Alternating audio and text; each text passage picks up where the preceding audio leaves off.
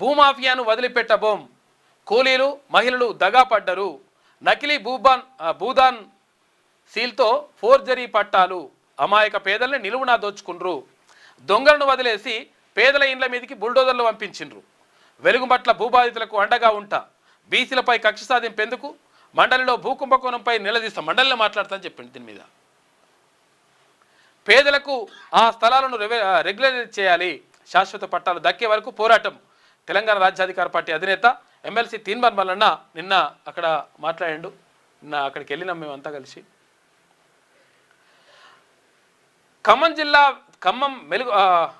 ఖమ్మం పట్టణం వెలుగుమట్ల భూదాన్ భూముల బాధితులకు అండగా ఉంటామని, భూమాఫియాను వదిలిపెట్టే ప్రసక్తే లేదని తెలంగాణ రాజ్యాధికార పార్టీ అధినేత ఎమ్మెల్సీ తీన్మార్ మల్లన్న తెలిపారు. వెలుగుమట్ల గ్రామంలో ఇండ్లు కోల్పోయి భయంతో కొట్టుమిట్టాడుతున్న నిరుపేద కుటుంబాలను శనివారం పరామర్శించారు. 6 కాలం కష్టపడే రోజువారీ కూలీలు, మహిళలు ఈ భూమాఫియా చేతిలో ఎలా దగాపడ్డారో స్వయంగా వారి మాటల్లోనే విని చలించిపోయారు.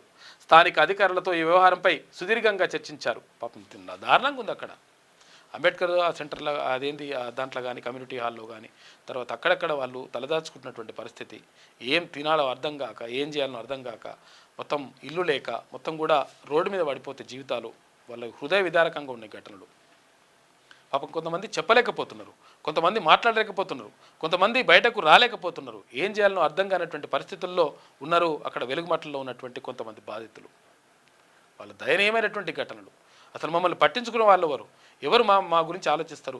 తర్వాత మా ఇల్లు మాకు రావా, మేము అసలు యాక్చువల్గా మేము అక్కడ ఉంటే తప్పవుతుందా, మేము కొంతమంది ఏమో పైసలు పెట్టి కొనుక్కున్నారట, కొంతమంది లంగాలు ఉంటారు కదా, ఈ లంగాలు ఇది మొత్తం కూడా భూమాఫియా చేసి అంతా కూడా పైసలు వసూలు చేసిరట. అదో కథ నడుస్తుంది. రకరకాలుగా మొత్తం మీద పాపం పేదలు మాత్రం బలైపోయినారు. ఫస్ట్ చేసినోడు మంచిగానే ఉన్నాడు, అది చేసినోడు మంచిగానే ఉన్నాడు, కొట్టినోడు మంచిగానే ఉన్నాడు, తర్వాత అది కొన్నోడు మంచిగానే ఉన్నాడు, తర్వాత లాస్ట్కి ఎవరైతే కొని ఉంటారో వాళ్ళ పరిస్థితి దారుణంగా ఉంది. ఇప్పుడు 6 కాలం కష్టపడే రోజువారీ కూలీలు, మహిళలు ఈ భూమాఫియా చేతిలో ఎలా దగపడ్డారో స్వయంగా వారి మాటల్లోనే విని చలించిపోయారు. స్థానిక అధికారులతో ఈ వ్యవహారంపై సుదీర్ఘంగా చర్చించారు. అనంతరం ఎమ్మెల్సీ తీన్మార్ మల్లన్న మాట్లాడుతూ, కొంతమంది బ్రోకర్లు, రియల్ ఎస్టేట్ మాఫియాతో పాటు గతంలో భూదాన్ బోర్డులో పనిచేసిన కింది స్థాయి సిబ్బంది కుమ్మక్కయ్యారన్నారు.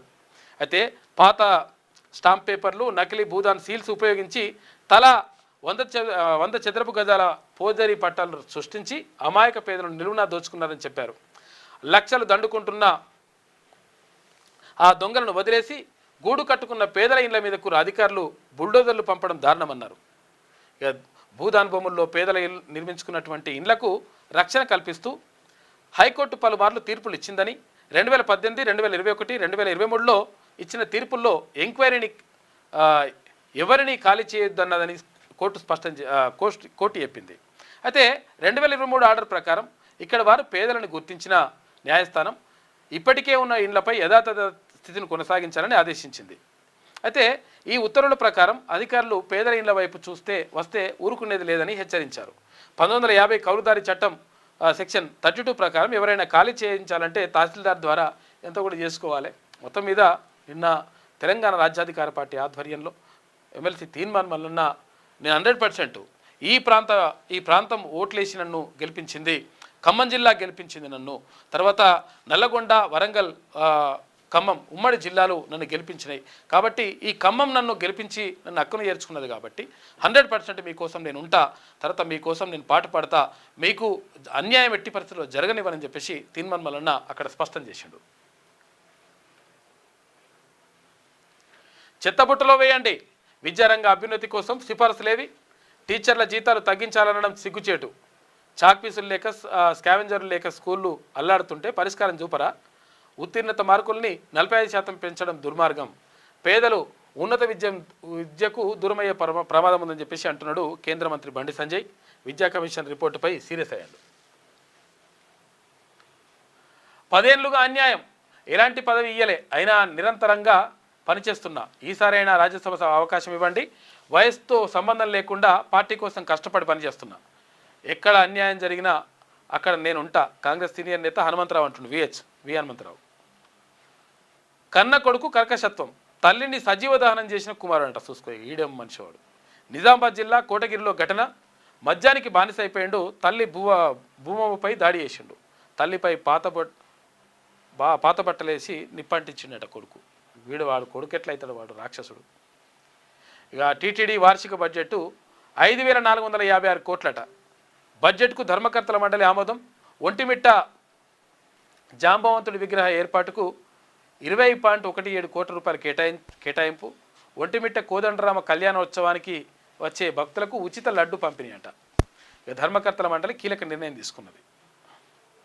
ఇరాన్పై అమెరికా, ఇజ్రాయెల్ భీకర దాడులు చేసింది. దారుణంగా ఉంది పరిస్థితి అక్కడ. ఇక కాకినాడలో పెను విషాదం.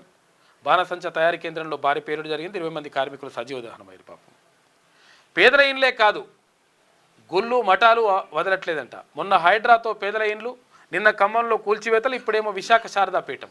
రేవంత్ నీ పాలనలో కూల్చడమే తప్ప నిర్మాణాలు లేవా? వాటర్ వర్క్స్ ఆలయ స్థలమే దొరికిందా?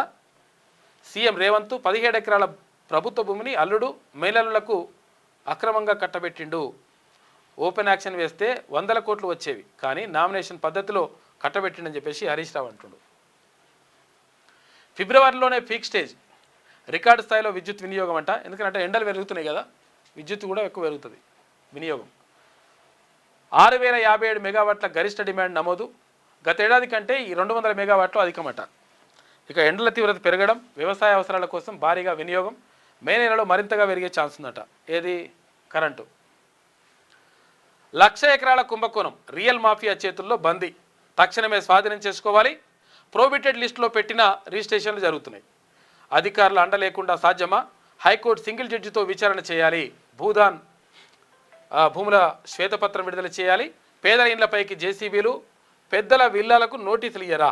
టీఆర్పీ అధినేత ఎమ్మెల్సీ తీన్మాన్ మల్లన్న మాట్లాడాడు. ప్రజా సమస్యలపై పోరాటం చేస్తామని చెప్పి చెప్తా ఉన్నారు నగేష్ ముద్రాజ్, టీఆర్పీ రాష్ట్ర కార్యదర్శి. ఇట్లా మొత్తం మీద వార్తలు కనిపిస్తూ ఉన్నాయి. టీటీడీ వార్షిక బడ్జెట్ ప్రవేశపెట్టినరు.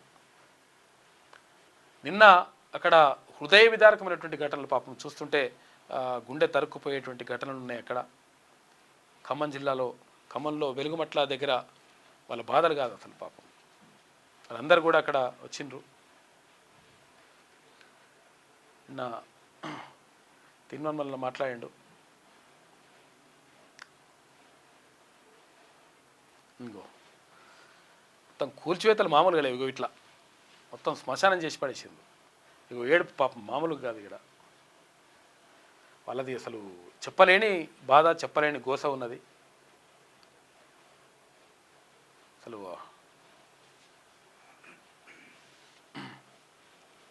ఎక్కడికక్కడ అసలు ప్రజలు వచ్చి అలా బాధలు చెప్పుకుంటున్నారు.